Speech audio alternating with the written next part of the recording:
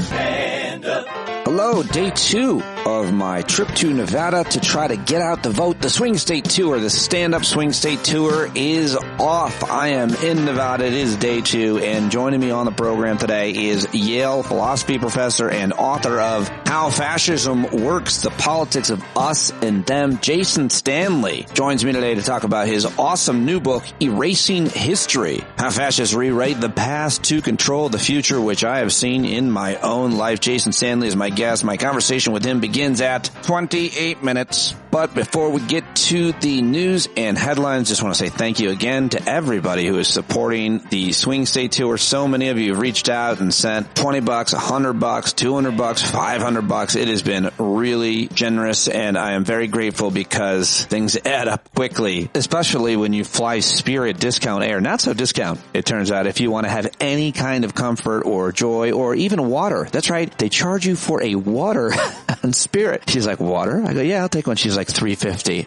I just kind of laughed, and she immediately goes, would you like a cup of ice? Because clearly this is not the first time that's happened. And I grabbed a cup of ice. I took it, thankfully, gratefully. Thank you so much for the chunks of water. And I put it on my tray table in the sun that was coming through the window in my window seat. My pre-reclined for your comfort window seat. Seriously, the first time I flew Spirit a couple of weeks ago to Indianapolis, it took me a few minutes to realize there was no button to recline. It's always fun to watch someone discover that for the first time. And eventually it melted enough that I could get a sip. So thank you, Spirit Airlines. The costs do add up. You guys are helping me cover those. And I think I probably have enough to buy a drink. So thank you, thank you, thank you. I made some signs yesterday that I was holding up in the middle of the street because I am going to do literally everything I can while I'm out here for a week, including knocking on doors as well as firing up some organizing crews and hopefully registering folks to vote as well as just networking, interviewing Nevada folks, which I should start getting on tomorrow's show. But of course, I'm staying here at Cassie Rice's house, and her son Becca and I went shopping, and we made some signs with another coworker of theirs at the gymnastics gym, Gymcats, that they own out here in Henderson, Nevada. Amazing people already I've connected with, doing the work, getting it done. I'm connected with the DNC out here, and I'm hoping to make a little scratch, a little dent, do whatever I can. It was just a few weeks ago that I heard Ben Wickler, who is the very successful organizer in Wisconsin, who has organized Democrats there to win time after time again, including the Supreme Court. And he said, you know, one of the things that you can do is you can go to a swing state and volunteer. Well, I'm trying to do all the things I can't do remotely here in Nevada, and then hopefully Arizona, Michigan, Pennsylvania as well. I mean, I'd love to get to North Carolina, Georgia, and Montana, but I don't think I can do all of that travel between now and Election Day. But again, thank you very much to everybody who has donated a little extra to cover the costs of this trip. I really appreciate it. We're all doing everything that we can. We're a team. We're contributing to the efforts that we are making in each and every swing state to save our country, our future, our kids, our planet, democracy, and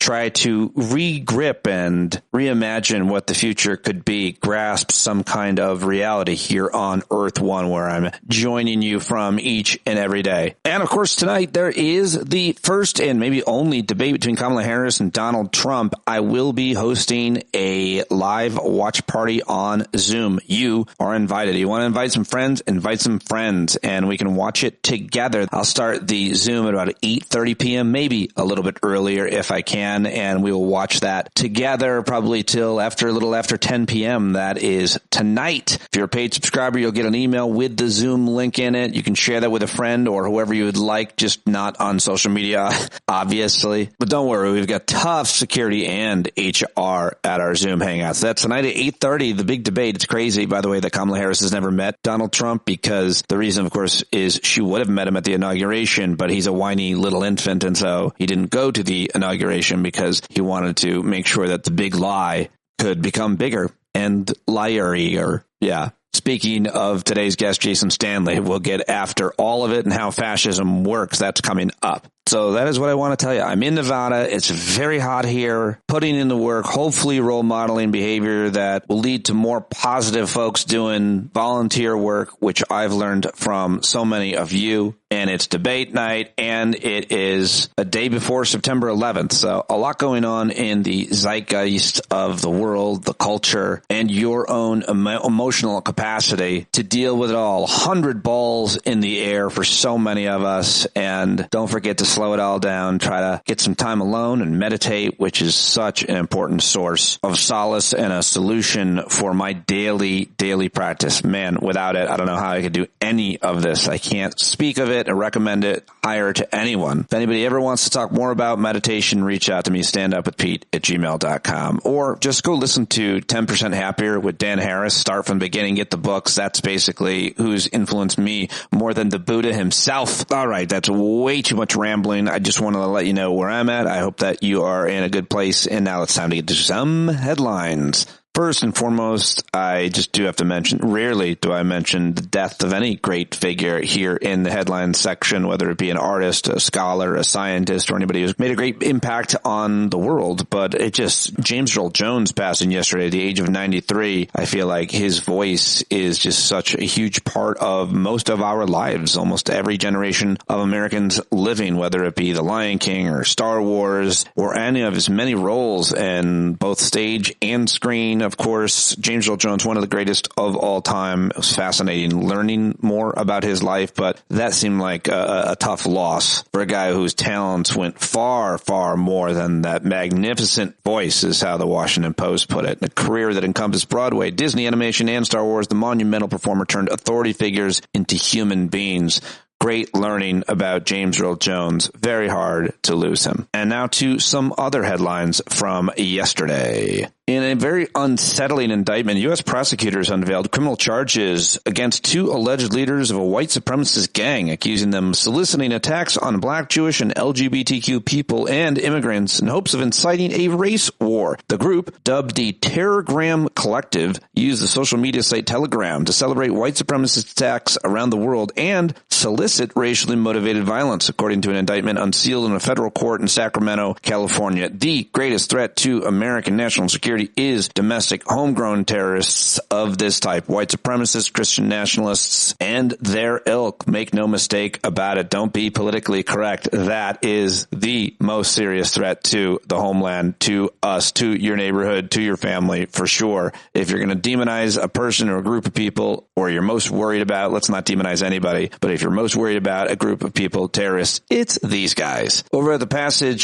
at the Department of Defense, passage of a 6-month temporary spending bill could have widespread and devastating effects on the Defense Department, according to the Department of Defense Secretary Lloyd Austin in a letter to key members of Congress on Sunday. The Republican leadership of the House Foreign Affairs Committee on Sunday released a sprawling report on the U.S. exit from Afghanistan 3 years ago. Democrats described the report as nakedly partisan, and, well, it seems like they would have a point, because the whole report blasts Joe Biden and his administration as the callous and dogmatic orchestrator of a foreign policy failure so extreme that it ranked far worse than even America's catastrophic withdrawal from Vietnam in 1975. Wow. Ridiculous. Cartoonishly stupid. Let's head to Kentucky, where the search for the suspect accused of launching a mass shooting on a Kentucky highway over the weekend continues. Really? Yeah. It's revealed that he had texted someone just 30 minutes prior to that he intended to kill a lot of people. So I hadn't really been following that story. I hope our Kentucky friends are doing all right. Ben, Matt, who else? Check in. Let us know you're safe. A federal appeals court on Friday partly reinstated firearm bans in California and Hawaii, finding that California could, for example, prohibit guns in parks, playgrounds, and bars, but not in banks or hospitals. The 3-0 ruling by a 3-judge panel of the United States Court of Appeals for the Ninth Circuit said that the Supreme Court's current interpretation of gun rights was seemingly arbitrary and hard to explain at the moment. The court's findings applied only to laws in those 2 states. And here's a trial worth watching. On a busy Texas highway days before the 2020 election, former Democratic lawmaker Wendy Davis used her phone to record the scene unfolding around their Biden-Harris campaign bus. A convoy of President Donald Trump supporters weaving close while her fellow passengers called 911 for help. In a federal court in Austin on Monday, a jury watched the video filmed by Wendy Davis, who ran for governor in 2014, on the first day of a civil trial that seeks to hold some of those Trump supporters responsible for what Davis and others on the bus say was an intimidating threat of political violence. So a trial worth watching. Interesting. And apparently Samuel Alito got concert tickets that were worth $900 from a German princess known for her links to conservative activists. So it's not that he got the tickets, it's who gave him the tickets. That is the issue there, I guess it would seem. And speaking of SCOTUS, Justice Elena Kagan on Monday outlined how the Supreme Court's new ethics code could be improved if it had an enforcement mechanism, rejecting claims that the idea she has proposed would be ineffective. Yesterday, Apple unveiled its first artificially intelligent smartphone, the iPhone 16. I guess it's their effort to re-energize the most popular thing they've ever created with some kind of software that can do special things, summarize notifications, offer writing recommendations, find photos from your description, I guess. Oh, find me that picture of my daughter when she was like 3 years old and we were in the apple orchard and I didn't know that her diapers were filled with crap. Find me that picture. Can you do that? How smart are you? I didn't think you were that smart, asshole. Sorry, I just lashed out at Apple's new AI. I just got really upset that I couldn't find that photo. That was a day to remember. I'm not sure exactly what other capabilities are going to arrive over time, but the broader tech industry apparently is hoping that Apple can help make AI mainstream. Well, I still need to learn a lot more about it. I've got my share of concerns, as I know many of you do. California, I know we've got listeners in harm's way because of these wildfires. Shout out to Rob Dog. More than 11,000 people were ordered to evacuate as the line fire, it's called, is now burned through more than 21,000 acres in San Bernardino County since starting last week. And Tropical Storm Francine is expected to become a hurricane and make landfall in Louisiana on Wednesday evening. But the big headline, the big story will be tonight's debate between Kamala Harris and Donald Trump. I'm not going to be doing any what do you expect. I'm not speculating about it. I'll read some of those explainers, but I'm not going to waste time here on the podcast explaining, trying to speculate on what's going to happen in a thing that's, well, about to happen. I look forward to watching it with you tonight around 8:30 Eastern. Join me on the Zoom link. I'll be in Nevada. You'll be wherever you want to be. And now it's time to get to the clips, the sound bites that I've gathered for you today. All right, let's begin with a new Kamala Harris ad. This is made by and approved by the Harris campaign. It really goes after Trump in terms of all the people that used to work for him that have now endorsed her or come out against him. Powerful ad. You got to see it, but here's what it sounds like. Donald Trump said he would choose only the best people to work in his White House. Now those people have a warning for America. Trump is not fit to be president again. Here's his vice president. Anyone who puts himself over the Constitution should never be president of the United States. It should come as no surprise that I will not be endorsing Donald Trump this year.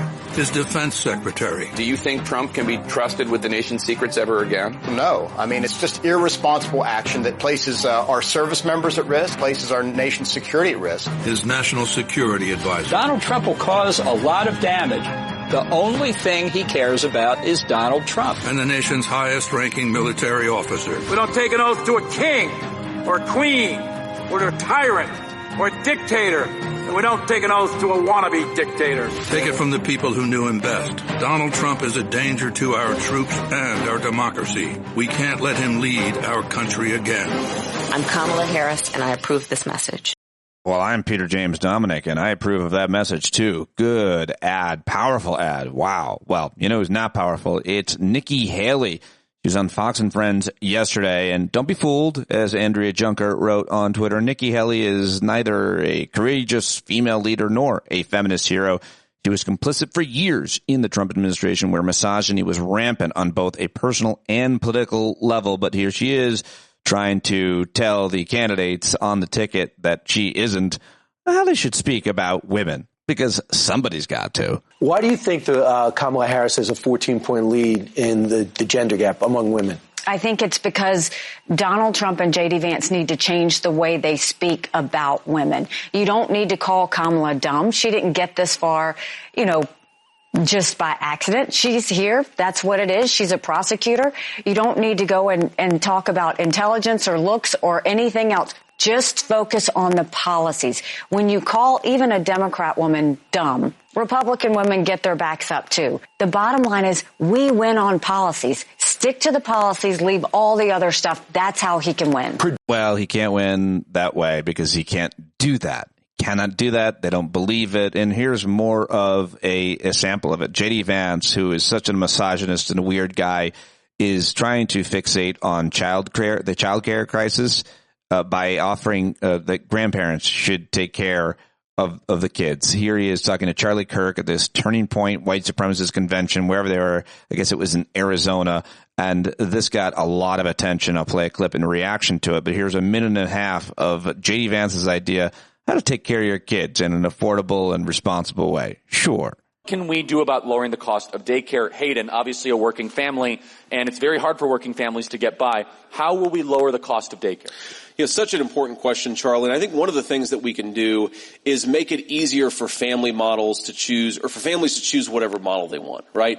So one of the ways that you might be able to relieve a little bit of pressure on people who are paying so much for daycare is make it so that maybe like grandma or grandpa wants to help out a little bit more. Or maybe there's an aunt or uncle that wants to help out a little bit more. If that happens, you relieve some of the pressure on all the resources that we're spending in daycare. Now, you talk about just daycare. Let's say you don't have somebody who can provide that extra set of hands. What we've got to do is actually empower people to get trained in the skills that they need for the 21st century. We've got a lot of people who love kids, who would love to take care of kids, but they can't, either because they don't have access to the education that they need, or maybe more importantly because the state government says you're not allowed to take care of children unless you have some ridiculous certification that has nothing to do with taking care of kids. So empower people to get the skills they need. Don't force every early child care specialist to go and get a 6-year college degree where they've got a whole lot of debt and Americans are much poorer because they're paying out the wazoo for daycare. Empower working families, empower people who want to do these things for a living, and that's what we got to do. All right, Oh man, the ingrained entitlement of elitist men, especially white elitist men like J.D. Vance, he's such a zero. Really, just terrible, this idea. The idea that we shouldn't have regulations for those who take care of our kids at pre-K, at nursery school, however you refer to it, if you could possibly afford it. It's so damn expensive. Well, I actually want those people to be responsible, to know all kinds of things. They're taking care of my kid. They're teaching my kid. They're role models for my kid, and those people should be regulated. So should be the space that they take care of the kids in. And it's a preposterous notion to say otherwise in this or any other rich country. Man, does that guy stink. All right, well, over on MSNBC and, well, just about everywhere, people were reacting to those comments. I thought this one was interesting. This is Tom Nichols on MSNBC talking to Ayman Mohyeddin. How do you see this pro-family push working out for Trump and Vance so far? Truth be told, I got to say, it's kind of laughable to even call it a push, especially after what we've heard this week from these two guys unable to answer a simple question about childcare. He's clueless, right? But he's a clueless plutocrat. Right. I mean, this really is the answer you get from a fabulously wealthy guy who's like, well, if the nanny's busy, call your grandmother, call Aunt Josie, tell her to pitch in. They're not doing anything all day. And I say this, by the way, I was raised in the 1960s. Both of my parents were working class folks. They both worked. And I was raised for a few years by my Greek grandmother.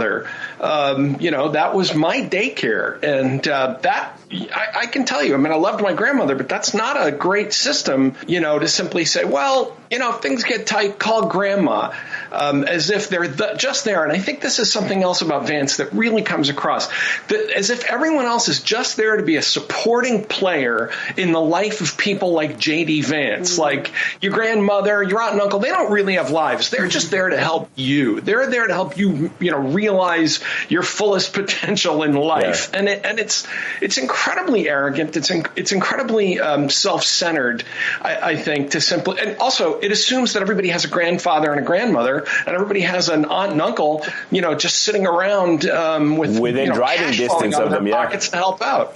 right within driving distance with enough cash in their pockets. And increasingly, our generation is never going to retire. I mean, we're going to be working. We're going to be home waiting around for our kids to ask us if we can watch their kids. We're probably, many of us are still probably going to be working. Okay, well, enough about J.D. Vance's terrible ideas for childcare and everything else. All right, I'm going to play a quick 15 seconds of the disgraced former president. Sorry to trigger you, but here he is making comments critical of or referencing the attack on Nancy Pelosi's husband. And then we'll get Nancy Pelosi's reaction to these comments when she was on The View the next day. But here is what Trump said the other day. Just absolutely reprehensible, disgusting, and right on point for this disgrace of a human. Kamala Harris and the radical liberals force anarchy on the American people while they live in safety, in many cases behind walls. You know that? Nancy Pelosi has a big wall wrapped around her house. Of course, it didn't help too much with the problem she had, did it? But she had a big wall wrapped around her house. They were laughing. I don't know if you could hear them, but the people in the audience were laughing. A man, a crazy, violent person went in and hit Nancy Pelosi's husband with a hammer several times. And Nancy Pelosi was on The View on ABC and was asked about this. And by the way, there's just some awkwardness and cringe, the way that Whoopi Goldberg asks this and the way that it's talked about. I'm sure you'll notice, but Nancy Pelosi handles it with grace as she tries to, I think, generally speaking. What a horrible situation it is, but here it is. Book is extraordinary because you dedicated this book to your husband, Paul, and we haven't really gotten a chance to see you since the horrific attack on him at your home in San Francisco nearly almost 2 years now. How is Paul doing? And how's the family doing? Yeah. Well, thank you very much for asking. He's doing okay. He's coming along a little more time. Getting hit on the head 3 times is with a hammer. Horrible thing. And that was physical, but the traumatic effect for him, for us, for the family, but also for other political families as well, just families in America. Violence has no place in any resolution of any discussion you may have.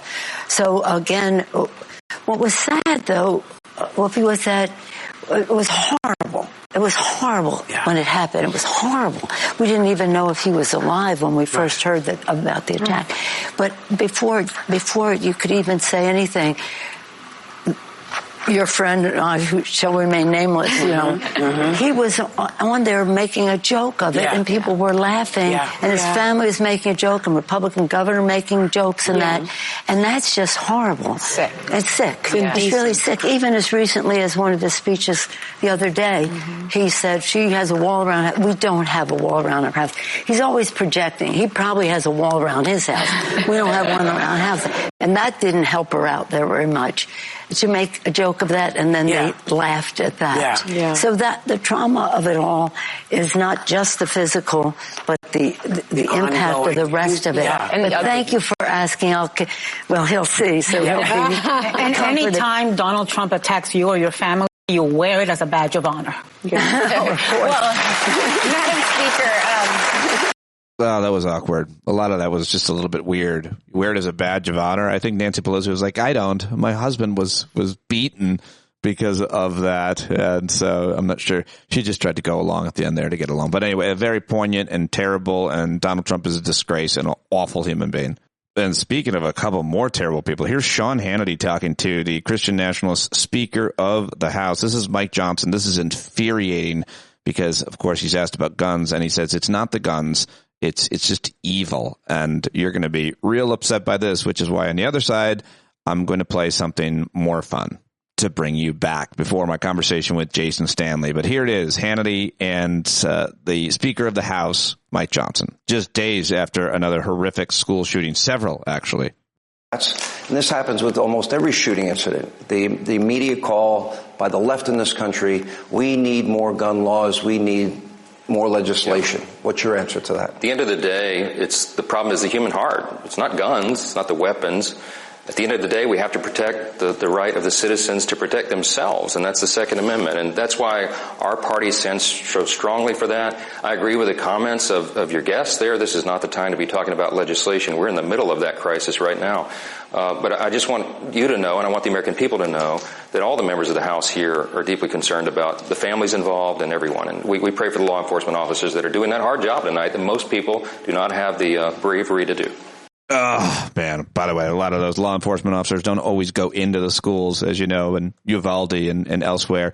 It's the guns. Of course, it's the guns. I wonder if Sean Hannity or Mike Johnson or any of those guys that have ever made those, does any part of them actually believe what they just said? And I wonder if they'll ever regret ever saying these kinds of things, defending and doing nothing about gun violence in America. Well, I'm doubtful that they will. But I'll wait. All right, here is a very funny classic clip from David Letterman's show when he had James Earl Jones on to do a hilarious top 10 bit. Of course, James Earl Jones was known for his serious roles, but the guy had a great sense of humor, clearly about himself as well. And I just thought this was fun. I saw this floating around yesterday, and I thought, hey, we're going to need a laugh between the news and my conversation with Jason Stanley. So here it is, brought to you by The Old Letterman Show on CBS.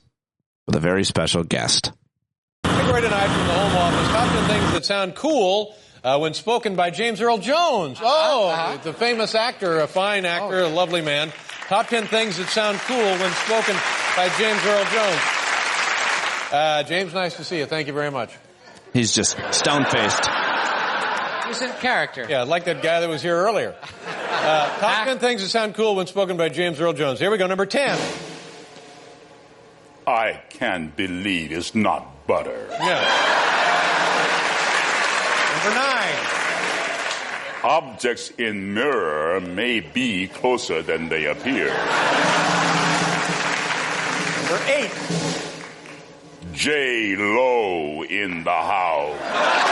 J-Lo in the house. Yeah, that sounded cool. Number 7.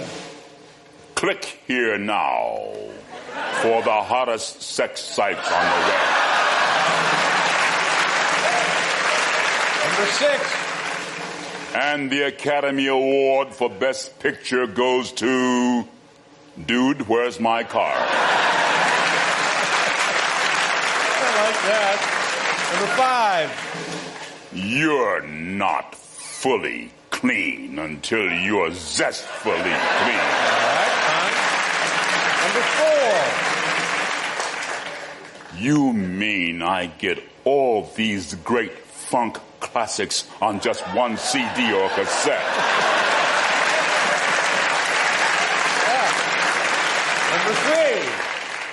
Number 3. Well, now, wait a minute. That makes no sense at all. The number 2 cool thing when spoken by James Earl Jones. Meow, meow, meow, meow, meow, meow, meow, meow, meow, meow, meow, meow, meow, meow, meow. And the number 1 thing that sounds cool when spoken by James Earl Jones. What's up? Oh, it was so good. You got to watch it too. Well, there you go. I hope you enjoyed that as much as I did. And those are your headlines and clips. Brought to you by you. I can't do it without your support. Welcome to new subscribers. Hope to see you at our watch party at the Hangout tonight. And anytime at the Discord platform, patreon.com/Pete Dominic. Right now, sign up, be a part of our amazing community. Okay, well, I've been trying to get Jason Stanley on the show for a while, and I'm very glad that it worked out because he has a great new book out. It's called Erasing History, How Fascists Rewrite the Past to Control the Future. Also the author of the bestseller, How Fascism Works, The Politics of Us and Them. Like me, he was also born in Syracuse and went to a state school, but then unlike me, he finished that state school and went and got a PhD from MIT. And now, of course, he is a professor of philosophy at Yale. Big deal. Central New York boy, done real good. Now the author of 6 books, I should say. He's a philosopher of language and an authority on propaganda and fascism. He's been on every major radio program, and his writing has appeared everywhere that is important and respectable to write, of course. I'm very happy to have finally gotten him here on the podcast. We had a great conversation. I'm sure it won't be the last one. If there are any issues with the edit in this interview or the sound of this podcast, as always, let me know. I can always go back and try to fix things, as I try to do. Professor Jason Stanley joins me now to talk about his excellent new book, Erasing History. Let's do it. Yes, I've got him. There he is. Jason Stanley, the new book. I am so excited to finally tape this interview. And we're both Central New York boys, but you're a big Ivy League guy now. Yale and all these books. Congratulations on an amazing career. Really excited to talk to you, and congrats on the new book. Thanks so much, Pete. It's really great to be in conversation with another Central New Yorker and another SUNY grad. Yeah, that's right. We did it. Man, let's just talk a little bit about your career and your work and your beat. One of the things for me has always been to trust experts. I don't know. Maybe it's because of the education I had or didn't have, but I have a lot of respect for people in your lane, historians, philosophers. You're at Yale. You are one of the main authorities on what you speak of. So what is it that you currently, how do you look at yourself? I look at you as an author, but to your students, your professor, how do you look at your career and what you've accomplished, what you're trying to do? So I started out as a philosopher of language, a logician, PhD at MIT, immersed in the minutia of the technical minutia of the foundations of language, stuff that links with computer science, really. And I spent a long time in my career that way, though I always had these my goal was always to really figure out how speech works in the real world. And then I realized that approach wasn't helping us figure out how speech creates emotion, how authoritarian rhetoric works. That's really where I wanted to get to. And the box I was in, the technical box I was in, gave me an ability to see how the cat is on the mat conveys the cat is on the mat. But it didn't help me see how little Marco Rubio makes some, or crooked Hillary works in conversation, those expressions. So I started turning to the topic of propaganda. And as a philosopher of language, I think I've made some progress there. I started to think that the way we speak is a practice we have. The way we speak about the world, the way we speak about each other, and it can't really be disentangled from the way we behave. It is a way we behave. And when we look at how people speak, for instance, speak of immigrants, speak of LGBTQ people, if we look at how they speak, how people speak, we can get an inkling as to how they're going to treat those populations.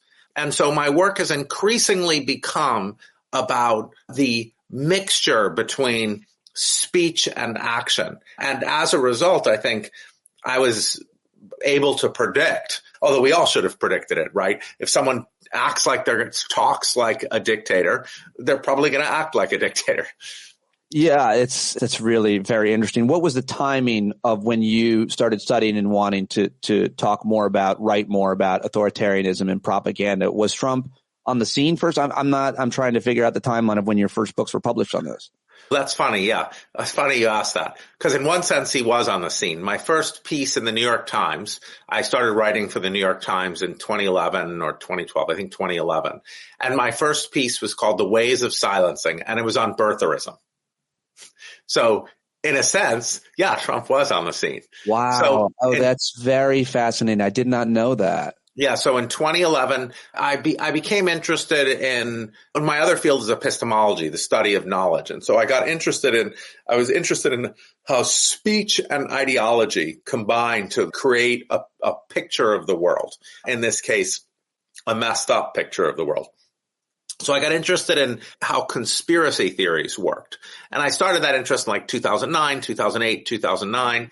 In 2011, I published this piece called Ways of Silencing about how conspiracy theories, and I used birtherism, of course, Trump's favored conspiracy theory as an example, as the chief example, showing how it undercuts it. If someone is suspicious like that, if they're really a secret, illegitimate spy, then you don't need to listen to anything they say.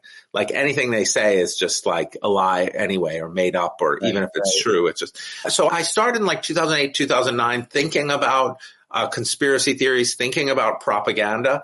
And I wrote consistently for the New York Times on propaganda and authoritarianism. I published a book, 400-page book, How Propaganda Works, in 2015. That was about authoritarian. It was about democratic speech and anti-democratic speech and how authoritarianism arises. So that was my first in-depth study, a big book in political philosophy. My goal in it was to argue that a central problem dating back 2,000 plus years in democratic political philosophy is Plato's problem. Does free speech do the liberties of democracy lead immediately to tyranny?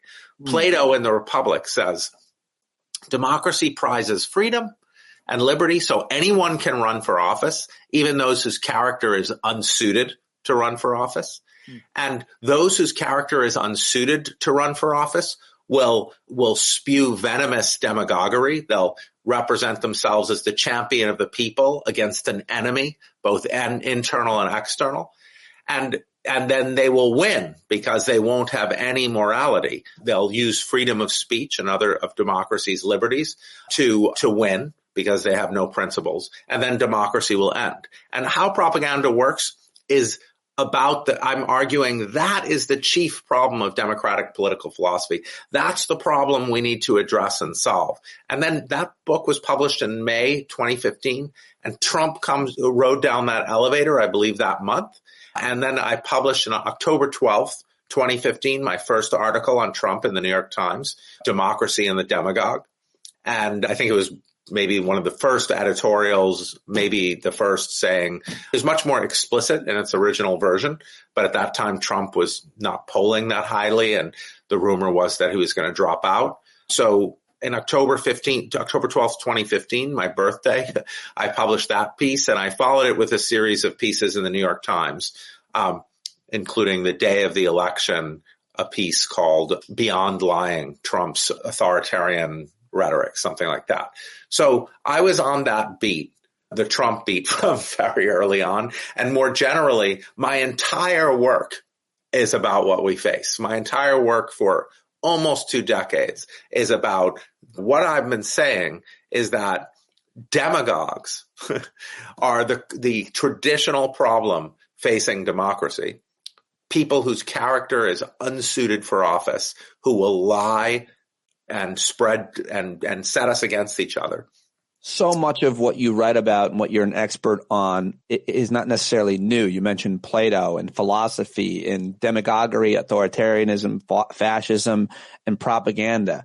The way I can see it, before we get into the specifics of what you've written about, and I know you've written about this specifically, but the way I see it, the one thing that has changed is the way the propaganda is distributed. And maybe I have it wrong, but with the internet and social media and the ability to share so easily on huge platforms for just about anybody, it seems like that's the one thing that has changed around all of what you are an expert on. Is that fair to say? And if it is, what difference does that make for today's world? The radio? You're talking about the radio? I'm just saying that's what the Nazis used.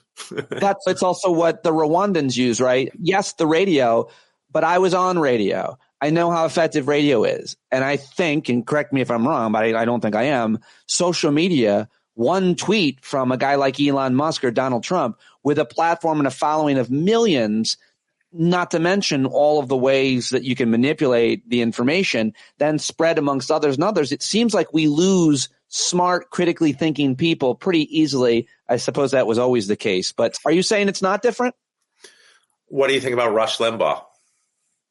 I think he was extremely powerful, but if you didn't sit in your car all day, you weren't radicalized by him. Right, and I think that now it's so much easier to reach just about anybody, anywhere. And then you're surprised sometimes by this young person or that person that doesn't seem like they typically fall for this. But hey, this video looks pretty convincing, this tweet. You know what the most effective propaganda machine is nowadays? Schools.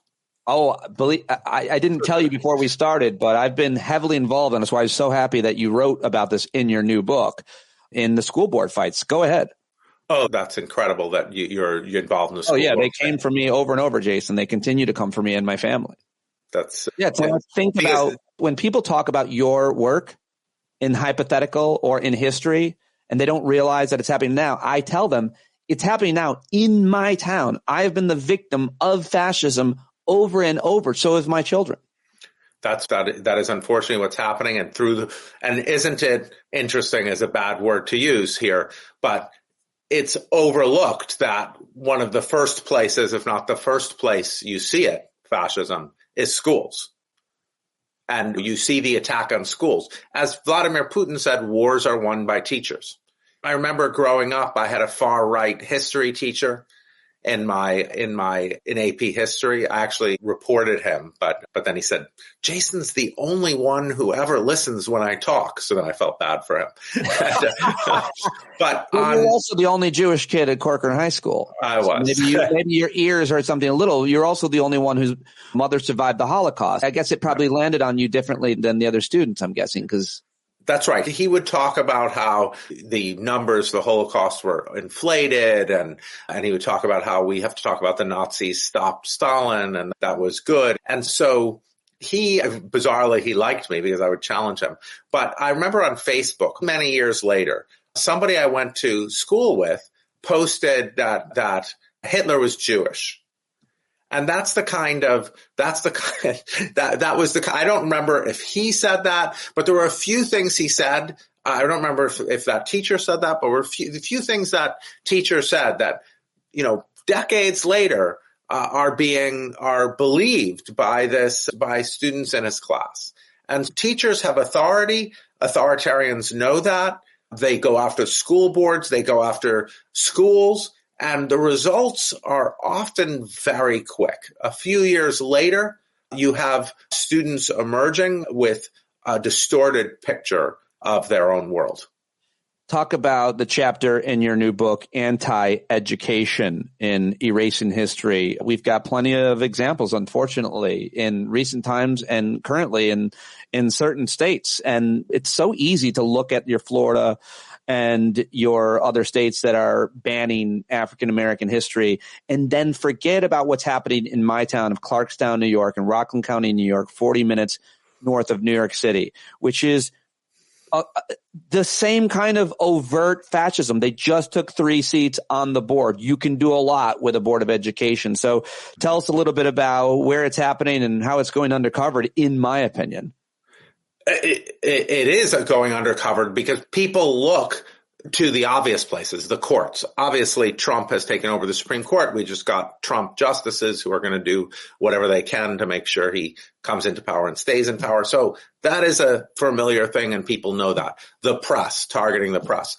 But the undercover thing, now I guess it's outside of the covers when Trump appears at a Moms for Liberty meeting, but is education. Look at, as I talk about in Erasing History, I forget her name, but at one point in 2021, the director of the Heritage Foundation said our 2 principal initiatives are critical race theory, in other words, targeting Black education in public schools, and tightening up voter rules. In other words, attacking schools, limiting education, limiting historical education, and attacking voting. Those 2 projects go together. Jim Crow, of course, we know that was a time where Black history was completely mistaught, absolute fakery. Even my age, we learned very little about, say, the Reconstruction. We learned the wrong things. So these things go together, and people might be expecting the attack on voting. People might be expecting the attack on electoral commissions, but the attack on public schools, the attack on our children, because that's what it is. It's an attack on our children. It's telling the attack on our children is at least as important. And what they want to do, they want to obscure the history of social movements. They want to tell our children, America was founded by great men who could do no wrong. And these great men led us through history. That's why Martin Luther King is allowed in, because he fits into the great man narrative, and he ended racism. So how could there still be racism if Martin Luther King is a great man? So the idea is there are great men. These great men are responsible for everything. The Andrew Carnegie, the wealthy men, the great, it was fathers. The founding fathers. The Civil War was won by Abraham Lincoln and not, as Du Bois showed, hundreds of thousands of Black Americans who served in the Union Army, did work stoppages behind the Confederate lands, slave rebellion. So they promulgate this version of history where ordinary citizens have no agency. So if you go through that kind of education that is just learning about great men, you're not going to learn about the labor movement that gave us the weekend. You're not going to learn about feminists, about LGBTQ movements that gave us same-sex marriage, that gave us LGBT rights. You're going to think that history is done by great men and you should just be passive. And that is not a democratic education. Erasing history, that's the goal. And I think the best example would be how we have erased the Civil War, or we have rewritten or retaught. I was just in the African American Museum in Washington, D.C. for the first time, and I read about, what was his name, Nathan Bedford Forrest, who slaughtered a whole bunch of Black prisoners of war during the war. He was a horrible guy. And I think a lot of those guys can be compared to terrorists of modern day terrorists, the things that they did. And yet we're building statues, naming schools. And there was this backlash, as everybody listening knows, at a point after the George Floyd murder, and there was this wokeness that was happening. We started taking down those statues. But I think people have missed that they put them back up. They renamed them. These are Civil War generals. And so I feel like that's a perfect example of what you're writing about and talking about to America. In Germany, they remember the Holocaust. They put up monuments to their horrible sin. I think the same is the case in Brazil, I've read. But in America, we still are revering the worst Americans ever. And a generation of Americans are being taught that they were the good guys. Is that a fair example? That is the structural situation that fascism feeds off of. Nathan Bedford Forrest is the founder of the Ku Klux Klan, and the Ku Klux Klan is sometimes referred to in literature on fascism as the first functionally fascist organization, the first Klan in the 1870s. The second Klan is explicitly fascist. They're ideologically exactly the same as the Nazis in the 1920s. So Nathan Bedford Forrest is his bust was in the Tennessee state legislature, I believe. But I think it's now removed. Now, unfortunately, these movements all support each other. So if you're getting a movement like this in the United States, we have fought hard. We fought hard to get to the point of removing statues, renaming streets, perhaps. We fought hard to get to that point, and now we have a backlash. It shouldn't be a surprise that Germany is now undergoing that. So the AfD, Alternative für Deutschland, recently won, which is, according to the German police, the German Secret Service, is an extremist anti-democratic threat. They just won elections in 2 different states in East Germany.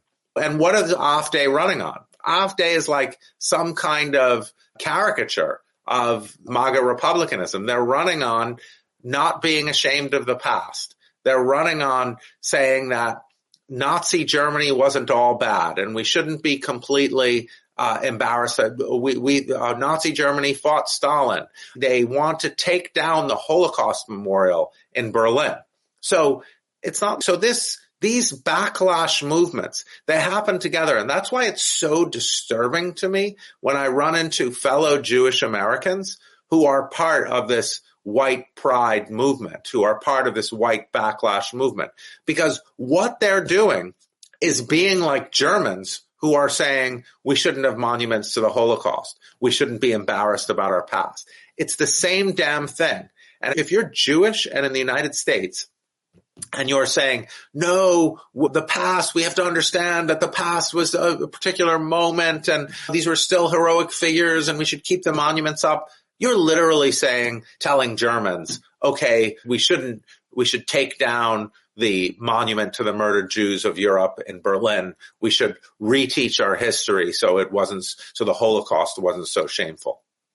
Yeah, we should build tourist locations on concentration camps. Erase it. The first sentence of your new book I knew you're a great writer and obviously a real smart guy, but I feel like it's the most important and vindicating because I've always been doing history segments with my favorite historians on a wide range of issues on my show, but they don't always get the best ratings back in satellite radio or even now. But at least there's a huge segment of the population that cares deeply about learning about history, and for good reason. The sentence that you write is one lesson the past century has taught us is that authoritarian regimes often find history profoundly threatening. My question for you is, does Ron DeSantis and others know? Do they know what they are doing? I almost give them the benefit of the doubt that they just think it's good to divide us and it's good to demagogue certain issues like African-American history or LGBT issues and so on. But do they know that they are actually adopting and adapting the tactics of the world's greatest villains, fascists and authoritarian leaders? It's a great, right. A, it doesn't matter. But B, it's a question I've been asked for years and years. Ron DeSantis graduated Yale. You and I went to the State University of New York at Stony Brook. Don't compare me and you. That's nice. It's very generous. Go ahead. But no, you're doing the work, Pete. So Ron DeSantis went to Yale, got a 3.7 GPA, and then went to Harvard Law. Tom Cotton went to Harvard, got his BA from Harvard and went to Harvard Law. Ted Cruz is my age exactly, went to Princeton and Harvard Law. I went to Corcoran High School and then SUNY Binghamton, graduated from SUNY Stony Brook. I think these people, in some sense, they definitely know what they're doing because these are the elite of the elite running this. These are the super elite. So Ron DeSantis is super elite. He's Yale and then Harvard. J.D. Vance is a Yale man. I'm one of the few people at Yale, professors at Yale with the background that you and I share. J.D. Vance, everyone loves him at Yale. They're like, J.D. Vance, he's our conservative. He's a Yale man. So it seems weird to me to say the whole situation is weird. And I talk about this in that chapter, anti-education. The situation is these Yale and Harvard and Princeton guys are saying Yale and Harvard and Princeton for me and presumably my kids, but Hillsdale College and Prager U for your kids. And so do they explicitly know that they are mimicking the tactics of Putin? They know they're mimicking Orban. So they know they're mimicking Orban because Viktor Orban is a friend of theirs. And Viktor Orban is a sort of paint by numbers neo-fascist who took down the Hungarian democracy, went after the press, forced the media to sell everything to his friend, to sell them their newspapers to his friends, went after the schools and universities, drove Central European University out of Hungary.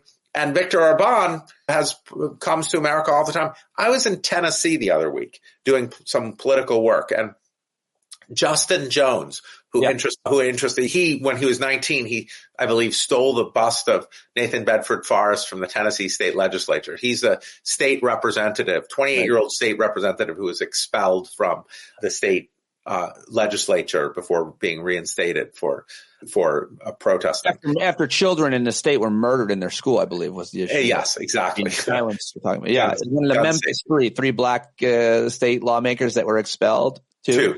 There were 3 who were protesting, 2 black men and 1 white woman, Gloria Johnson, and they expelled the 2 black ones. So when I met Justin Jones, the first question he asked me was, what do you know about the Danube Institute? And I looked at him with shock and said, what is a 28-year-old state representative from Tennessee asking me about Viktor Orban's think tank? And he said, the Tennessee state legislature passed a resolution praising the Danube Institute. And it's clearly it's not written by anyone in the Tennessee state legislature, because there's a clip of Justin Jones raising his hand and asking the person proposing it, have you heard of Viktor Orban? And the person says, no, I've never heard of Viktor Orban. Viktor Orban's hands So it sounds like what you're saying is that you don't have to know the tactics and techniques of past authoritarians, fascist leaders, and so on to repeat them. And they're not always obviously exactly the same, but the goal would be to attain and keep power no matter what. And that often leads into these authoritarian traditions, in this case, erasing history. So you don't have to know why they're doing it, and we don't necessarily need to psychoanalyze them as to why they're doing it, because the bottom line is the outcome. Is that what I'm hearing? That's right.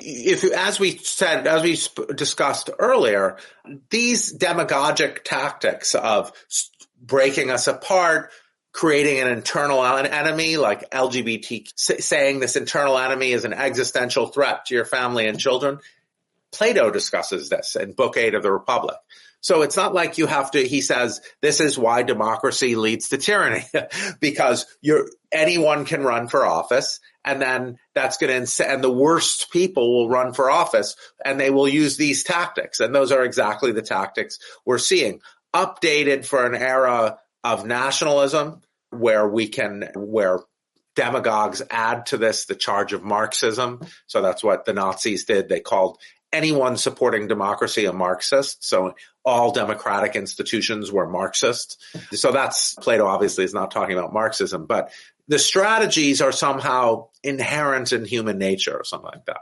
Let's talk about the Nationalist Project chapter in your new book, which is fascinating because it goes well outside the United States and into some deep history as well, but brings us back to how we got here. Nationalism, and I suppose it's fair to say that the kind that we're dealing with in America now is Christian nationalism, which I talk about with experts probably once a week, but that's certainly the brand that we're seeing here more than anything else, dominating the Republican Party, the conservative movement, whatever you want to call it. But how has it played out in recent history and ancient history? And we're seeing it here now today. Yeah. So nationalism is new, comes from the 19th century. Before that, there were kingdoms. Kingdoms, Spinoza formulates the problem of ideology as why are so many men willing to die so that one man may boast? In other words, kings. So the idea of nations comes in the 19th century. Before that, you had kings, you had the Spanish king marrying his daughter off to the Habsburg king. So nationalism is new, but it took off quickly, let's just say. Now, Christianity is old. That was a force. So you had kings representing Christianity. Now you have nations that are said to represent Christianity. And so we have Christian nationalism, often white Christian nationalism, but now we have multiracial Christian nationalism. And that is, I think, one thing you see commonly in history and in the present is you see these like Putin and Trump, who are themselves, let's face it, not very Christian or not Christian at all. And they're just drawing support from Christians by telling them they'll get their agenda done for them, that they're macho strutting. So they're going to strutting macho men. So they're going to support rigid gender roles. They're going to return manhood, make sure women are back in their place and know their place. And Trump himself is not religious. Putin is not religious. Orban is not religious. Yet what they're doing is they're saying to Christian nationalists, we're going to get your project done for you. And so there's a distinction made in the fascism literature in history between the old right and the new. You can think the old right are like the social conservatives, in this case, the Christian nationalists. And the new right would be someone like Trump, someone like Christopher Rufo, Ron DeSantis, who are saying, look, we're going to get the Christian nationalist votes.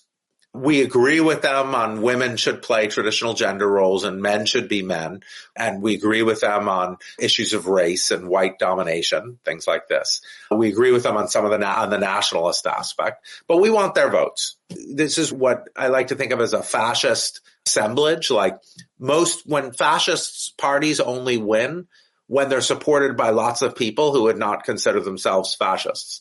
Christian nationalists will be like, oh, I'm Christian. I'm not a fascist. Like, I'm a Christian American here to make sure that there's no Muslim immigration or that schools preach Christianity or that we're the Iran of Christianity. So that's one grouping. So they would say, we're not fascists. We just prefer banning abortion to democracy. And then there's the tech billionaires, who say, look, Obama spoke about them in his brilliant DNC speech. Obama said, what they want is freedom from regulation, freedom from taxes. They want to do whatever they want. They don't want Joe Schmo plumber from New Jersey to constrain their actions. So they're going to support the fascist, and they're monopoly capitalists. They'll think if they support the fascist, then the fascist will give them a leg up in the free market. So I don't know why we focus on tech billionaires. What about banking and fossil fuel industries? Like they want the same things, right? It's the old Marxist theory of fascism is that it was monopoly capitalism, meaning anti-free market business people who want monopolies. And so they want an authoritarian in power who's going to be like, you're my buddy. I'm going to give you control of this market. What we're seeing now is monopoly capital in all the domains that you've just listed and more, who are backing MAGA republicanism because they see an end run around genuine free market capitalism. And the book about the agriculture industry and the way that's been consolidated. Yes. And Barron's is a really great book about food. You mentioned that fascists don't know they're fascists. And I have learned this because I've called people fascists to their face and they're dumbfounded. It never goes anywhere. It's not effective, but I've lost it and done it. They don't even realize that they're against democracy. They have very little understanding of history, much less the present goals of authoritarians and fascism. Say a little bit more about how people are following and supporting it, not knowing they are it. Yeah, it's a great question. So I think people have their own agendas that are most important to them. And democracy rarely is high on that agenda list, unfortunately. Democratic values are very hard. Equality, freedom. You got to let other people do what they want. Freedom, equality, other people are just as important as you. Those are really hard because for each of us, we seem awfully important to ourselves. For each of us, we want our group to have a little bit more elevated status. And so when other groups call for equality, it seems like they're really attacking our group if our group has traditionally held dominance. So people feel threatened. And what they feel threatened by is often democratic progress. Men feel threatened by female equality. White Americans feel threatened by black equality. Hindus in India feel very threatened by Muslim equality. So the mechanism by which equality happens, equality is realized, is democracy. And so when people are against feminism, when people are against LGBTQ equality, when people are against black history, they're really against democracy. You didn't mention immigrants, but you write a lot about it. You write, yes. Great replacement theory has proven time and again to be a motivator for mass killing. This is both true of historical incidents of ethnic cleansing and genocide and of contemporary examples, such as the series of mass killings by people not affiliated with the state, carried out mostly during the 2010s and 20s. In some cases, by murderers who self-identify as fascist, according to the specific iteration of great replacement theory, this one, known as white replacement theory. Global elites seeking to diminish the power of white people have enabled the mass immigration of supposedly high fertility minorities. I did not know, and learned about that in your book, I did not know that minorities were much more fertile than us, or that they at least thought that. But then you go on to talk about the horrific Anders Breivik in Norway, who became the leader of this movement. We then saw similar killings in New Zealand, in El Paso, and Buffalo by people who were inspired by him, but he was by no means original. So say more about great replacement theory, which is, by the way, I don't know if you were shocked when Tucker Carlson started saying it on a network, but now everybody is talking about great replacement theory, and it used to be really stigmatized, but now I guess it's completely fine. So I have a Guardian piece called "The Racist Florida's Shooter's Horrific Ideology is Broadly Shared," or something like that, about the point you just made, that great replacement theory is everywhere. The great replacement theory is Hitler's prime motivation in Mein Kampf. He says Jews are opening the borders. They're letting in black people, black soldiers, black French soldiers who are occupying the Rhineland, who are having non-white babies with German women. He talks about Vienna, his time in Vienna, where Vienna is filled with foreigners and decadence and foreigners and dirt and crime. So in Hitler, in Mein Kampf, he represents cities as filled with immigrants and crime. I don't know if that's familiar. So this idea that immigrants are destroying the soul of the nation, this is very central to fascism, and everything gets set up for that theory to drive people. Like you hear the New York Times is pushing natalism on us. Oh, women need to have more babies. It's absurd. There's plenty of people on the southern border. If you really care about population decline, just admit people on the southern border. But natalism is great replacement theory. It's that the native babies, we need native babies. And that's why LGBTQ and childless women are such threats, because we need native babies. And so that's the structure we have. And it's universal. A great replacement theory is very powerful. We have strong psychological evidence that it has a great power to turn people to the political right. People primed with great replacement theory, as my colleague Jennifer Richardson has shown, are more likely to be skeptical about climate change. If you're told beforehand that America is going to be minority majority by 2042, you become more right wing on a whole bunch of things. So great replacement theory is the ideological core of MAGA republicanism, just as it's the ideological core of Alternative für Deutschland in Germany and all the far-right parties in Europe. It's the ideological core of the Hindu nationalism, because what you say is the nation was great. The nation was great because of the greatness of these founders. And the greatness of these founders was because, in the case of the United States, they were white Christian men. What happens if the nation if that group, white Christian men, ceases to be dominant? Then the nation won't be great again. That's just how it works. And then you get people panicked about that. And that's why the school system is so important. Because in the school system, what you got to do is you got to tell kids that the nation's greatness is because of the greatness of these individual men who are all, except for Martin Luther King, white Christian men. And Martin Luther King is a Christian man. So then you represent the greatness of this nation as due to the identity of these individual people. And then, of course, if you replace white Christians or the dominance of Christianity or the dominance of white Christian men, you're threatening the nation's greatness. Two more questions. One is just talking about how the LGBT community has been attacked and othered. I covered the LGBT issues for years, SiriusXM, specifically marriage and Don't Ask, Don't Tell. I did 1 million segments about them. I argued with listeners all the time. And Jason, I naively really thought that once marriage equality passed, that the country would go along with it, like they have in other transitions and laws that have been passed by the courts, although some people never get over it. Overwhelmingly, I thought we're not going back. I would argue the T has really animated a lot more people, trans issue, and it's really divided even the LGBT community to some extent.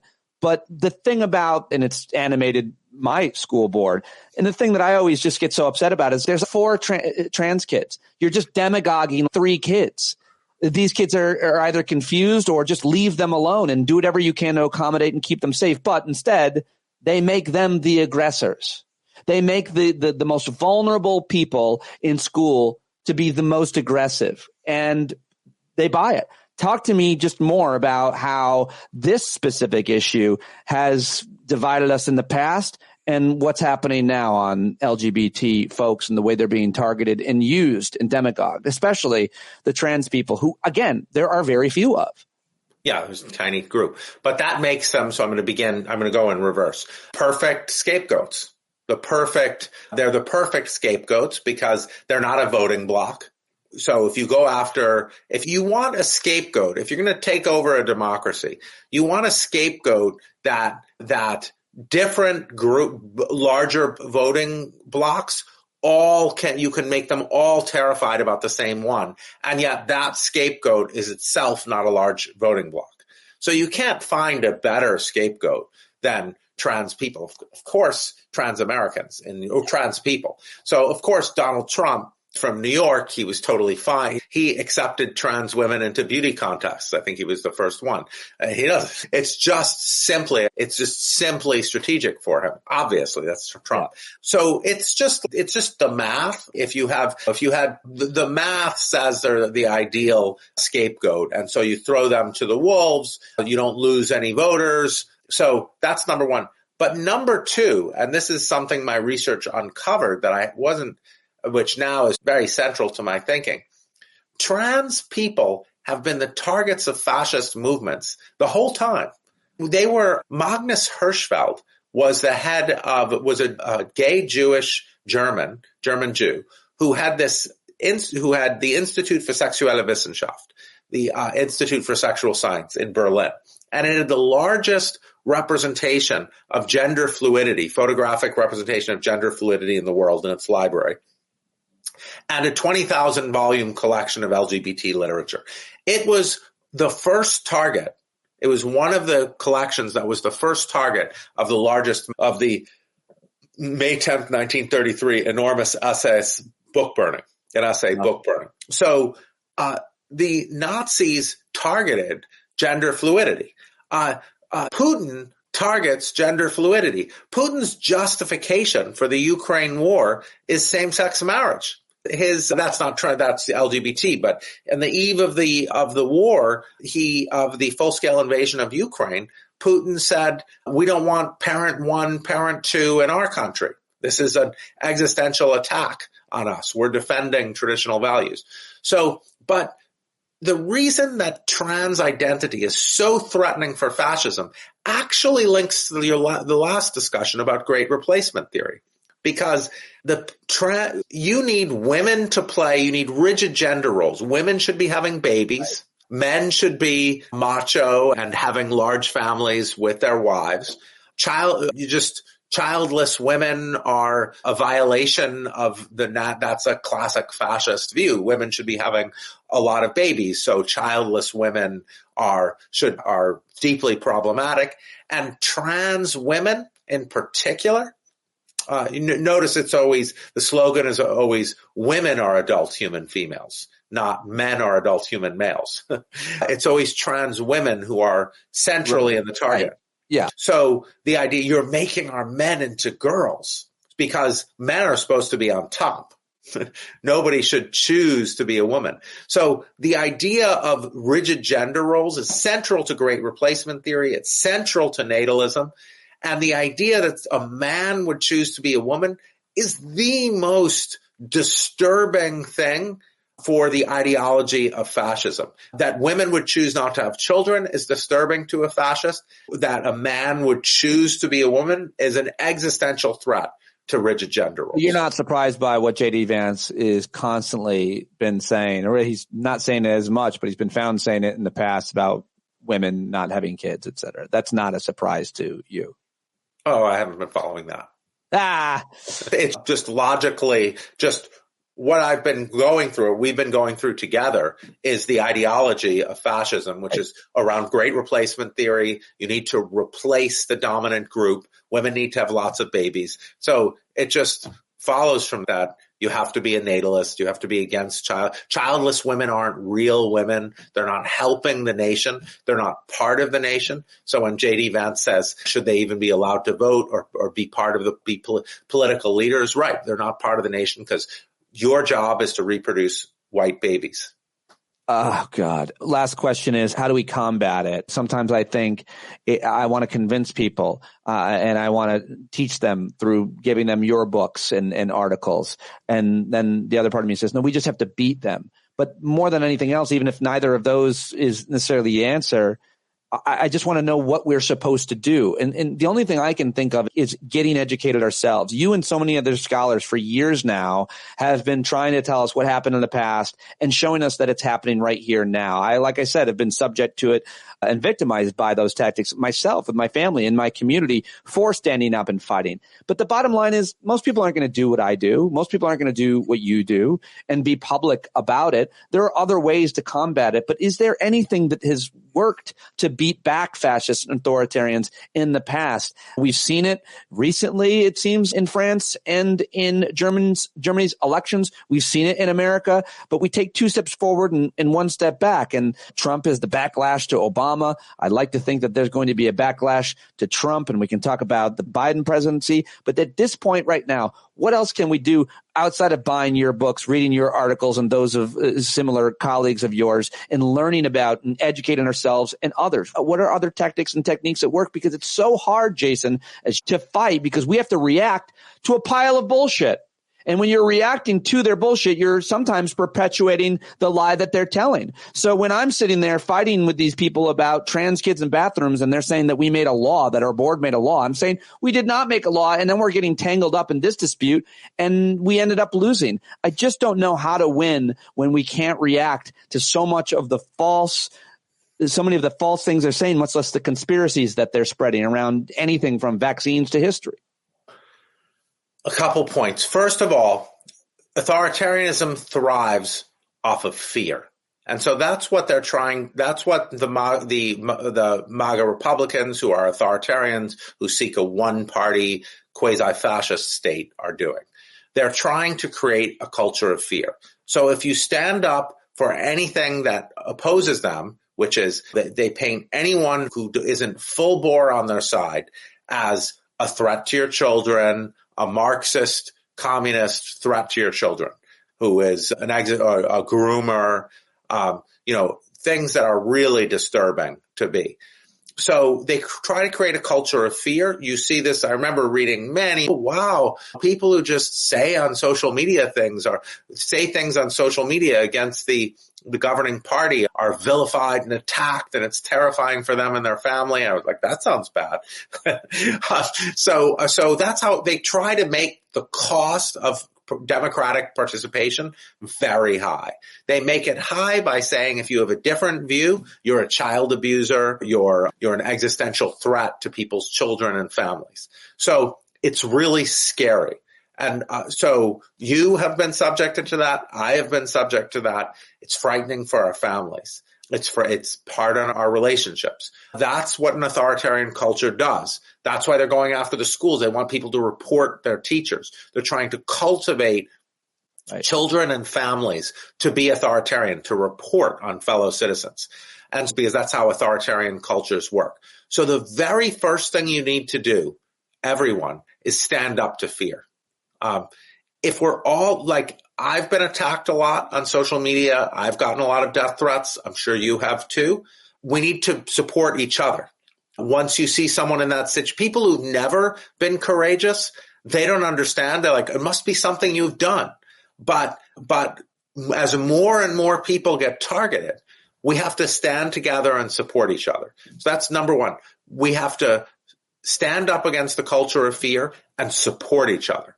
It only works if we support each other. And that means supporting your friend who may be standing up for a different cause than you. And sometimes it's really scary because someone else is in the crossfire and you jump in and take some of that heat for them. That's scary too. What happens in an authoritarian society is when they want to make an example, the fascists want to make an example of someone. So they target that person harshly, make their lives miserable, and everyone is scared to go in that direction. So what you need to do first and foremost is jump in on the side of anyone targeted. Yes. So they're not alone. Yes. So we need a culture of that, not fleeing and be glad you're not in the crosshairs. And this is as old as the hills. There's actually a whole poem about this. First they came for the communists, but I was not a communist. Then they came so stand together, defeat the culture of fear. Don't let individuals and their families be targeted alone. Stand with them. Take the heat yourself. Number one. Number two, be involved locally. School boards are vital. Electoral boards are vital. The local has more power than the national. Yep. So the national politics feels overwhelming, but local politics is at least as important. And so run for school board, run for local office. Do not stand with your fellow citizens, stand with your teachers' unions. Look at who's being targeted and support them. Bring them apple pies. Make sure they know they're loved and supported. Your inclination will be to hide away and not be seen with them. You need to do the opposite of that. You need to, even though they're being targeted, you need to walk to their front door, bring them a gift, say, I know it's hard for you now, I stand with you. And that is a way to defeat the culture of fear. And never forget, we live in a country where they did the civil rights movement, not in Vermont, where I would have done it, but in Alabama and Mississippi, which are hella scary places to be if you're trying to push for equal rights for black people. So if they could have Freedom Summer in Mississippi, we can defend democracy now. Geez, I think about that all the time when we're in the fight now. And I always think, I never thought we'd be in this fight. And then I'm left with, oh shit, we're the ones we've been waiting for now. Right. And the point is what you just said. I have never felt alone in the work that I've done because I've got so many people, including many that listen to this show every day, that have supported me in so many different ways. You don't always have to put your name on the ticket or stand up and say something or even post something on social media. You can support people in so many other ways. And I love what you said about bringing apple pie. My friend Peter Coyote, the writer, activist, and voiceover artist, legend in my mind, when I told him about what was happening to this black family being targeted in my neighborhood, he screamed at me. He said, you all must show up to their door and protect them. And I never will forget that. And people have done that for me. Great advice from an amazing author and scholar. What an honor to get to talk to you. I hope everybody gets your book, reads everything that you're writing. Jason, please come back and join us again. I really appreciate it. And congratulations on all of your success. It really matters. Thank you so much, Pete. Wonderful to be in discussion with you. Yeah, there he goes, Jason Stanley. Boy, I really got worked up there at the end. Sorry about that. Calm down, Dominic. Such a good book, such an important book, as are all of his books. Great guy. Follow him on social media. Let him know that you heard him here on the show. That would mean a great deal, and hopefully we will get him back. And I hope to see you at tonight's hangout, the watch party for the big debate. Kamala Harris takes on the prosecutor, takes on the felon. It's going to be good. She's going to eat him alive. I cannot wait to watch it with you. So I'll see you at 8:30 East tonight. And I cannot thank you enough for listening to today's show, for telling people about the show. It's here every day with great news, headlines, a rundown, and the best guests, the smartest people I can find in the world, and you as well, in so many ways contributing to the conversation, helping me make it better all the time. Write a rating review at Spotify or Apple or subscribe on all the other platforms. Follow me on all the platforms. It all matters, and I can't do it without you guys. So thank you. I'll talk to you tomorrow. John Carroll writes all the music for the show, johncarroll.org. Go buy his music to show him support as well. See you tonight. Talk to you tomorrow. That's right. You got to rise up. You got to stand up. You got to stare the devil straight in the eye. We got to let him know it's his turn to go. See it clear and all you hear is a lie. So get up off of your butt, get down off of your fence. Even if it ain't a very friendly audience, well, they'll begin to listen when you start making sense. And you stand up, stand up. No need to point your rifle to defend your town. Just stand up, stand up. You know they can't deny you what you're laying down. Boy, you better stand up, stand up. Show your face of every color, yellow, black, red, and brown. See the place where every lost child will finally be found. There's only one thing to do before we stand our ground, and that's stand up, stand up. Well, the founding fathers saw a land for all. They had to stand up, they had to stand up. They had a keen imagination for a crystal ball, drawing all the plans of a stand up. But all they had to go on was the time they were in, with other causes for laws, and since they weren't even sin, they knew that change was gonna come before the change would begin. They had to stand up. All right, they had to stand up. We got to stand up. We got to look the devil square in the eye. We gotta let him know it's his time to go and make it clear.